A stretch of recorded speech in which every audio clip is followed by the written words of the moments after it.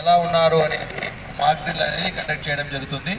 దీంట్లో మన డిఎస్పీ గారు, టౌన్ డిఎస్పీ గారు, వారి సిబ్బంది, ఏఆర్ సిబ్బంది, టౌన్ సిబ్బంది అందరు కలిపి మాక్ డ్రిల్ శాంతి భద్రతల దృష్ట్యా ఎమర్జెన్సీ పీరియడ్లో మనము ఏ విధంగా మనము పరిస్థితుల్ని హ్యాండిల్ చేస్తాము అనేది ఒక డ్రిల్ రూపంలో కండక్ట్ చేయడం జరుగుతుంది.